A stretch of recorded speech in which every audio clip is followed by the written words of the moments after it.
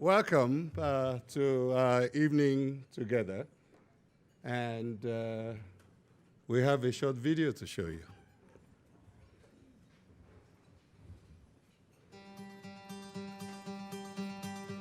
Still got some way to go. It's beating down my soul. Never-ending race. I feel that fire burn with every twist and turn. Feel the shake, and when the sun goes down, all the stars will shine. I will stand wherever I am.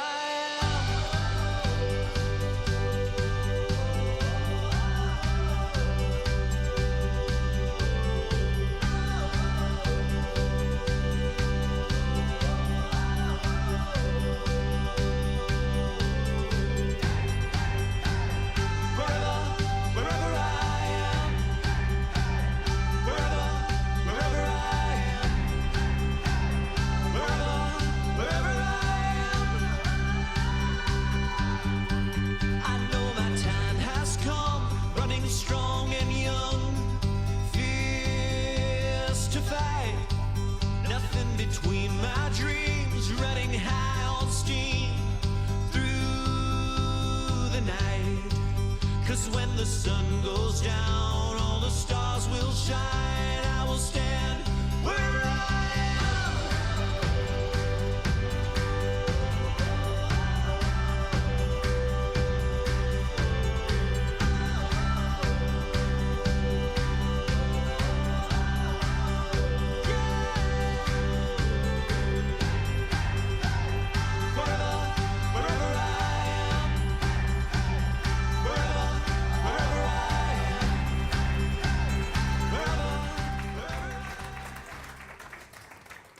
Thank you.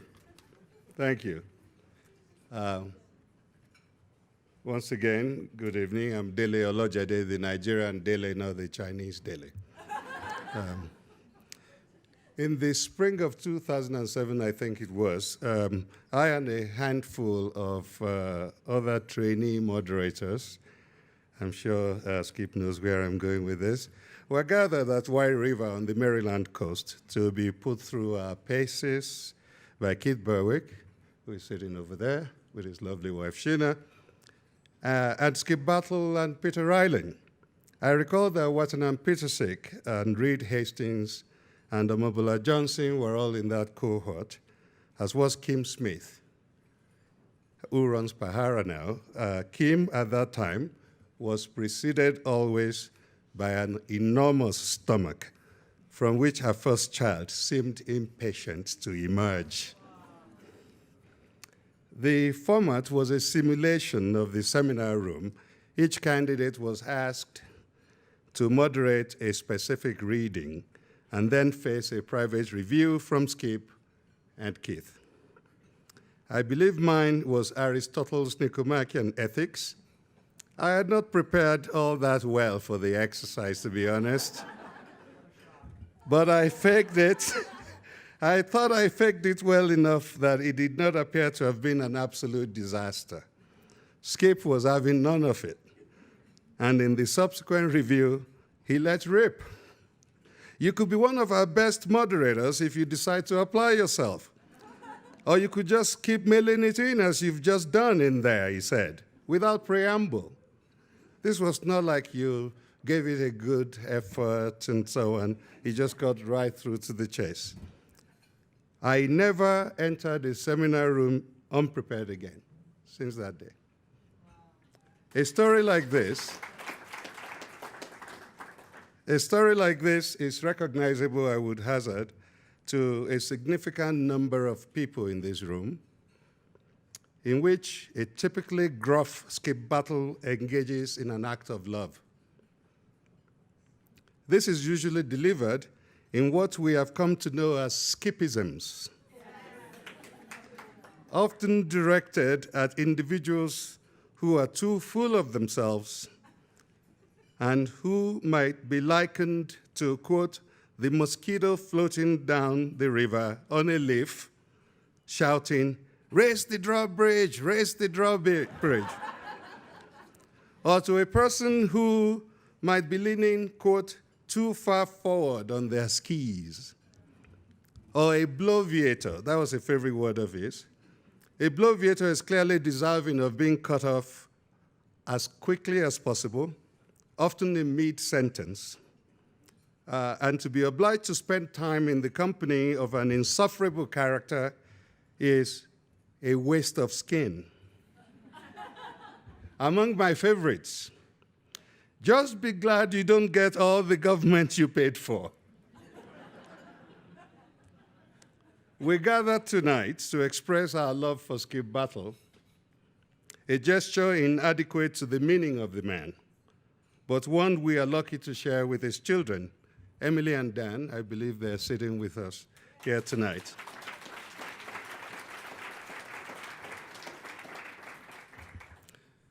My impossible task tonight is to share briefly elements of Skip Battle's life and the small bits of it with which, over the past 14 years, I have had the great fortune to intersect. Skip began life in a small New England village, a place so poor it lacked running water and was quarantined as a result of tuberculosis, which afflicted his father. The disease at the time was survivable, as Skip put it so memorably the other day, but not incurable. And isolation in the TB hospital was the only practical solution available to contain its spread. What could not be quarantined was its stigma, associated as it was to the poorest of the poor, and poor were the battles. But the year of his birth, 1944, with the war still another year to run, would have a profound impact on the trajectory of his life. As Skip describes it, men born at that time were very lucky. First of all, there weren't that many of them around. His grandfather taught him to read around age 6, showing early promise. Townsfolk and local merchants eventually would take up a collection to send him to Dartmouth, where he was graduated in economics with the highest possible distinction. I would hazard a guess that his townsfolk in rural Rhode Island were relieved that their investment was not in vain. Faced with the choice of graduate study at Harvard or Stanford, Skip chose Stanford only because, unlike Harvard, Stanford did not require him to wear a tie. From that episode, we get a glimpse of Skip, who has remained unknown to this day and this hour, unknown for his sartorial splendor. I mean, look at him. Skip had retired as managing partner at Arthur Andersen, had become a serious tech investor, and will make his way a quarter century ago into the circle around Jim O'Toole as a moderator of the Aspen Executive Seminar. It was during this period that he eventually became a member of the triumvirate that coaxed the Henry Cram Fellowship into existence, and over the years transformed it into a worldwide intergalactic army of the just in the starring coinage of Ben Dunlap, another of the threesome, whom many of you met via video yesterday. Keith Berwick, the founding father of the Crown Fellowship, would describe, the founding leader of the Crown Fellowship, would describe this collaboration as, quote, the richest and most consequential of my entire life. These are Keith Berwick's words.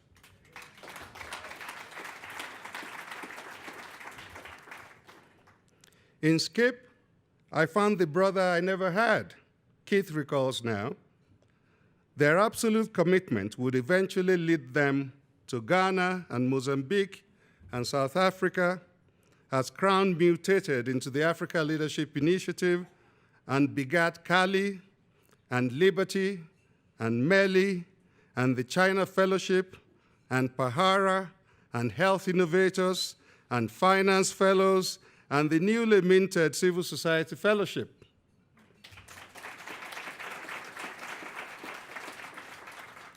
And the diabolically unpronounceable Kamal Nayan Bajaj. We trust the Indians to come up with something like that. I first encountered Skip in the spring of 2005 when my cohort of fellows, the greatest ever assembled in the history of our network, reported to these very meadows for our first seminar. It was only a couple of weeks after I had been named the winner of the Pulitzer Prize, and I guess I was probably a little too full of myself. Skip made it his life mission, or so it appeared to me at the time, to cut me down to size at every opportunity.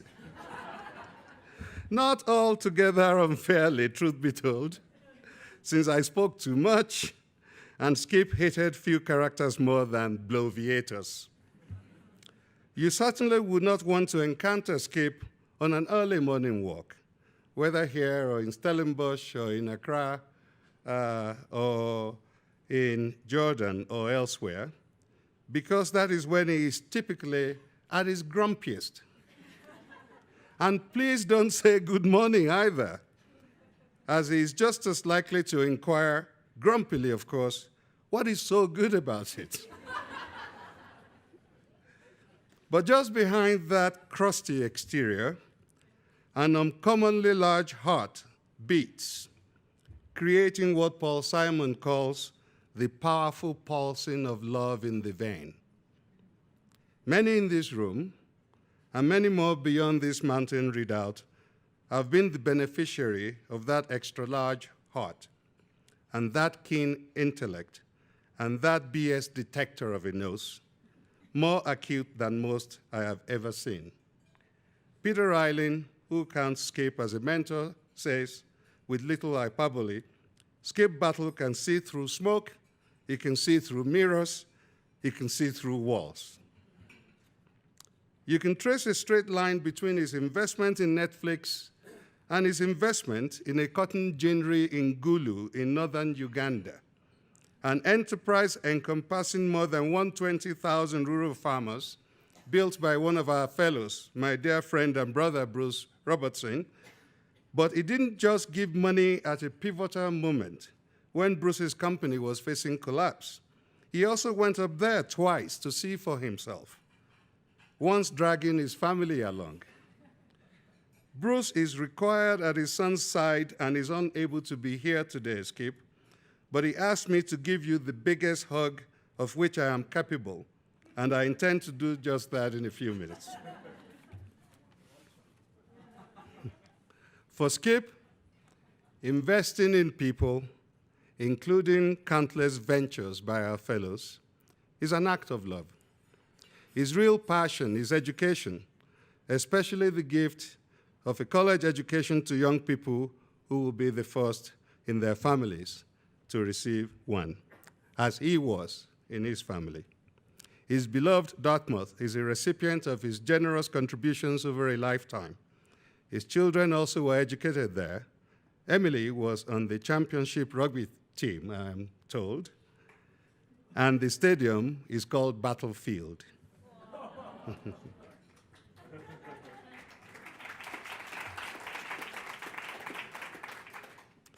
Skip also loves life, by which I mean he loves music, and especially country music, and all the wildly politically incorrect lyrics of Redneck Mother, which became the virtual anthem, I'm told, of the early Crown classes.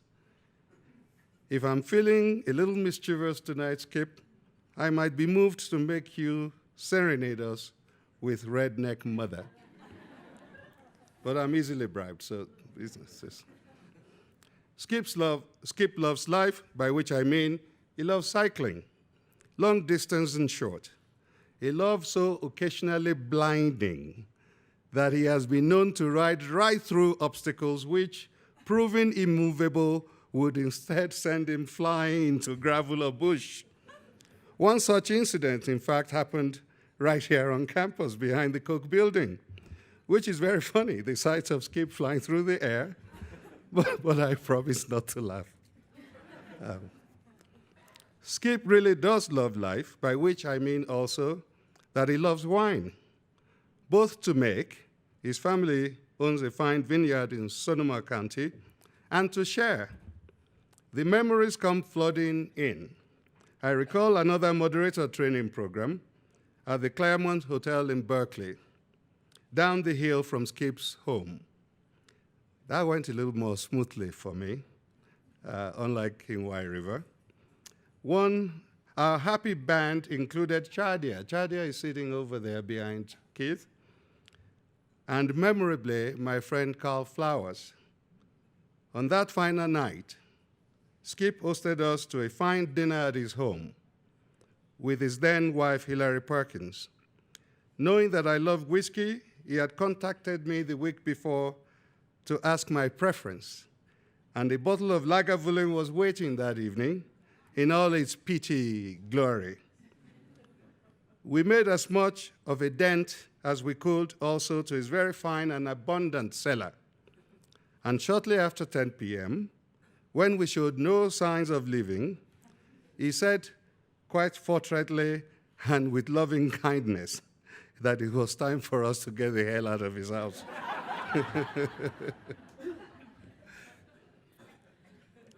Our lives are a collection of these stories. We walked down that hill that night. I believe I was singing off-key as usual, full of joy, full of wine, full of Lagavulin, and back to our hotel, and so to bed. It was the last time I ever saw Carl Flowers, who flew home to Cape Town the next morning, and in a few days died from a cardiac incident in bed. I have Skip to thank for the warm memories of the final evening I spent with my friend. I guess these are so many words deployed simply to acknowledge that we are here because you have been here, Skip Battle.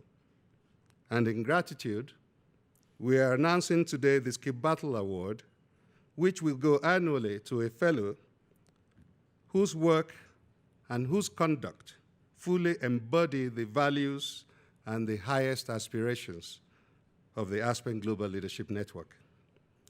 And we will start by giving it to you. So come on up here, Tonya and Ami, and Stacy and Michelle. Bring him with you.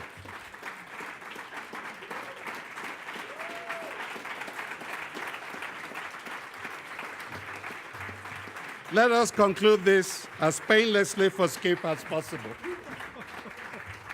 And I love you, man. I love you, boy. That was for Bruce, and this is for Watanabe.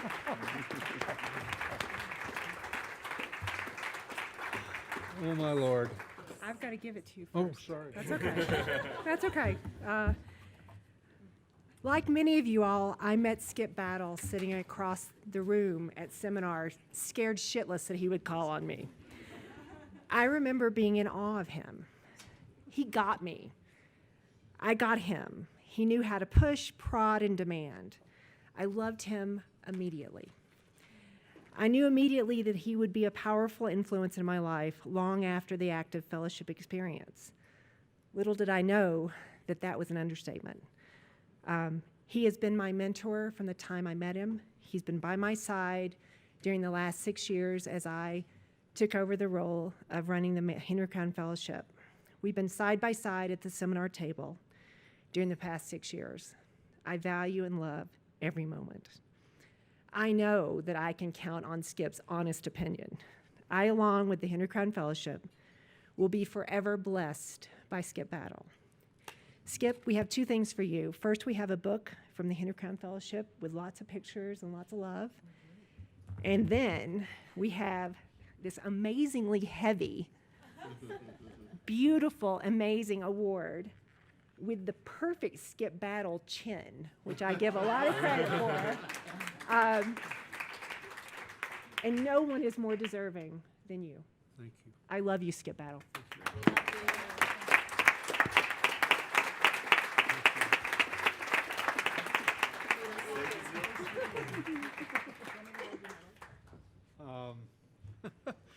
Wow, this is sort of like getting to see your funeral before before it happens.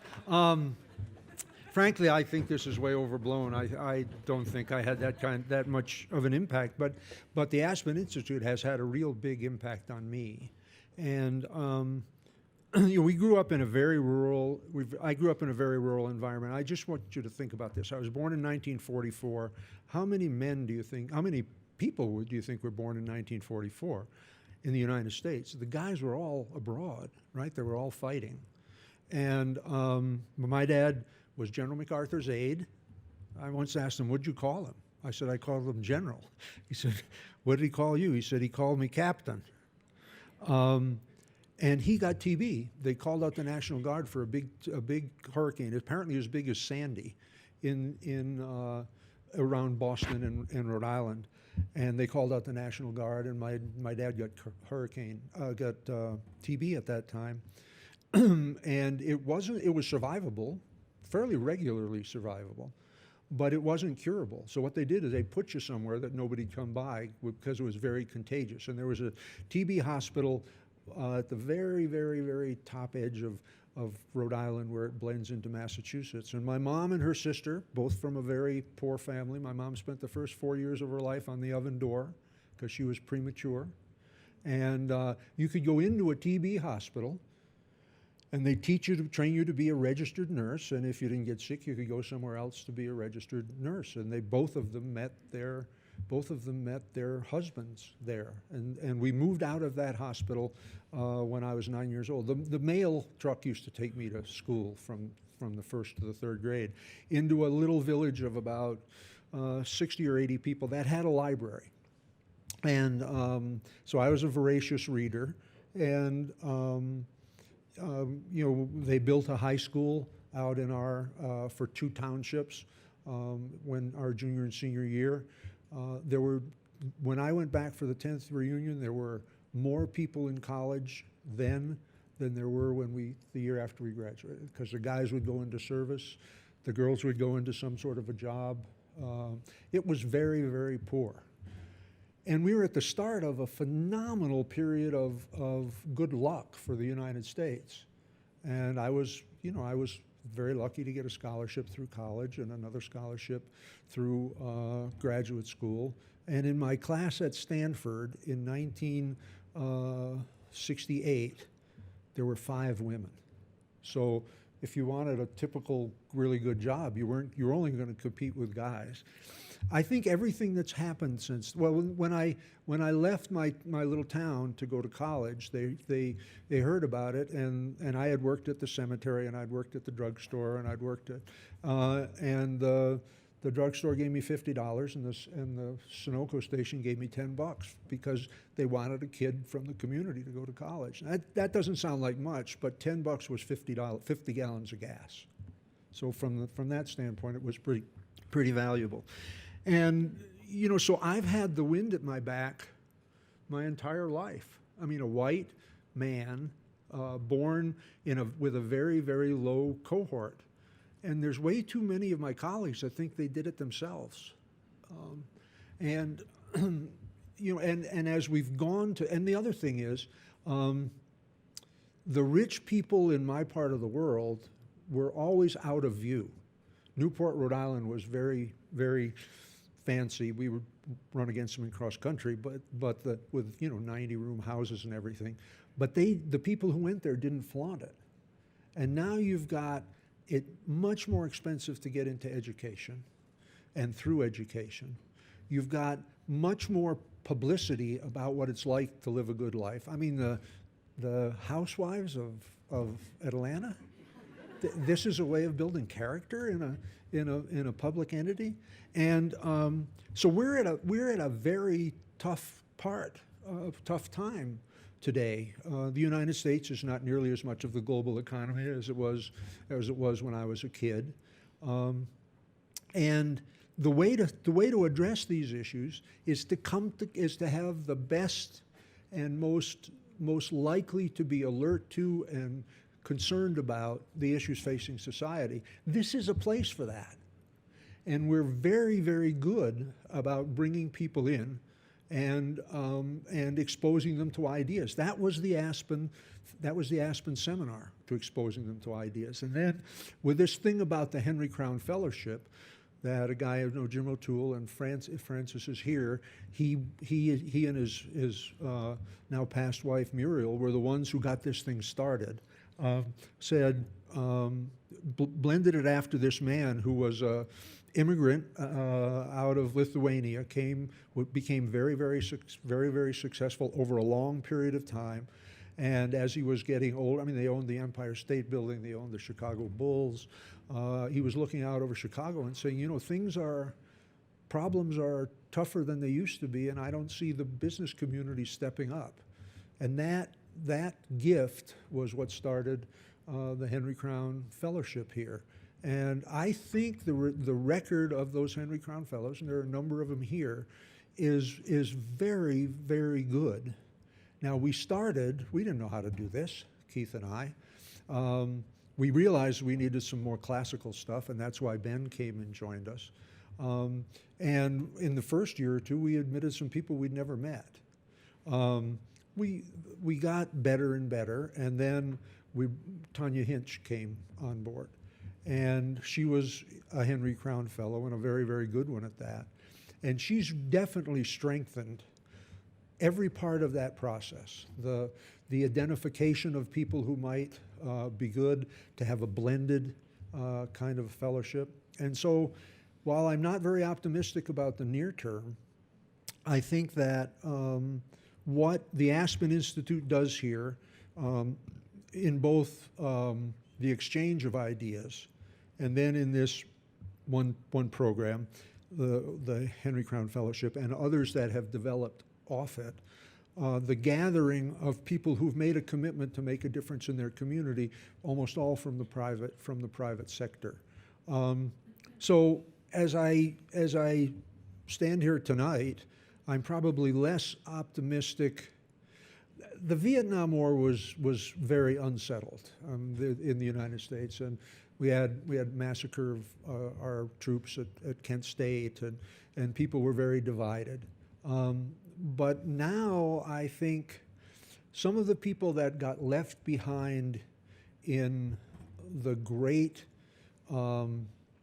increase in American wealth and American, the wealth of the population, are looking for a reason to excuse them in what they've done and try to make things different. So we've got a very, very divisive society, but still here, this is a place where you leave your guns at the door, where you come in with very, very strong ideas, very, very strong commitments that conflict with other commitments, and yet you have the place and the time and the moderators to bring you through that. So I think the importance of this is dramatically greater ahead of us than it has been in the past. I've been very, very lucky.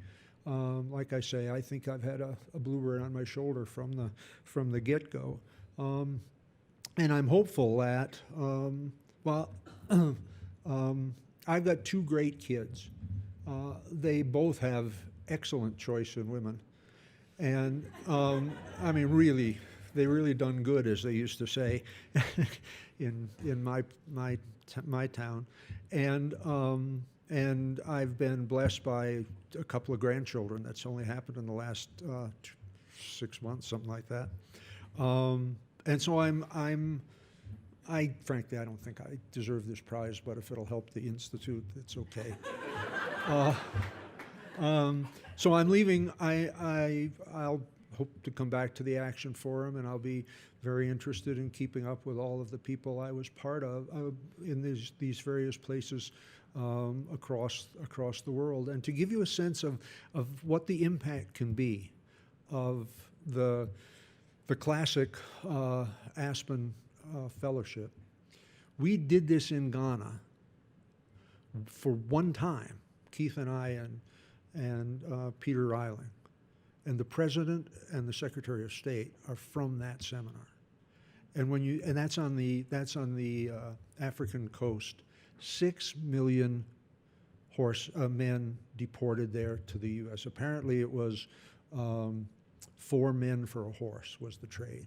So you think about how bad things used to be, and then you think about the impact. Ghana's doing very well, and the top 2 people were in that 1-week seminar. And then we went, oh God, I've forgotten the place, but the President and the Secretary of the Chief Justice of the Supreme Court were at that seminar on the African coast. So this does make a big difference. So anyway, I don't think I deserve this thing, but I'll take it. And the gift to me, and I'll be able to come back. None of the 3 of us who founded this are all that good at moderating anymore. It doesn't make any sense to keep that in when we got so many other great moderators that are here.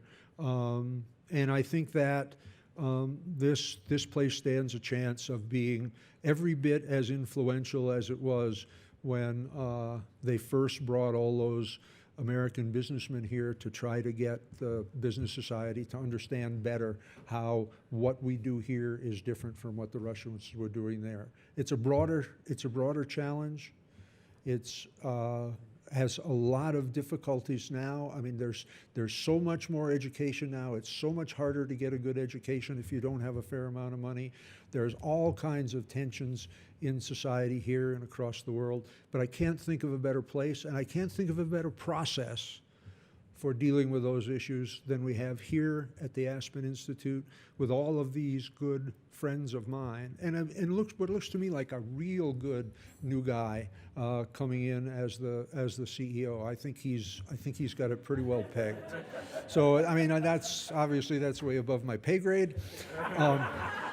But anyway, thank you. This has been this is a wonderful way of switching roles, and it's been fun all the way. Thanks.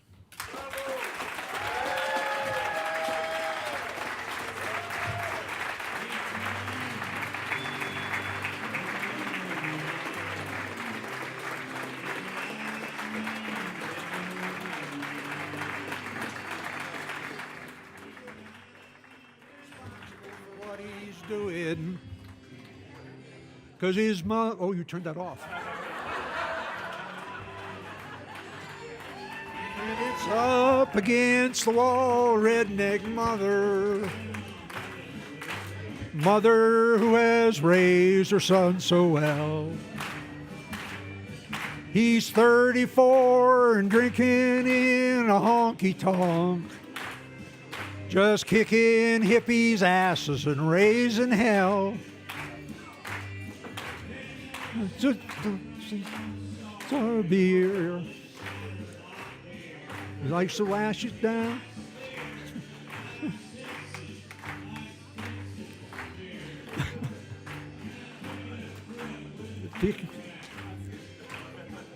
Which is what it says.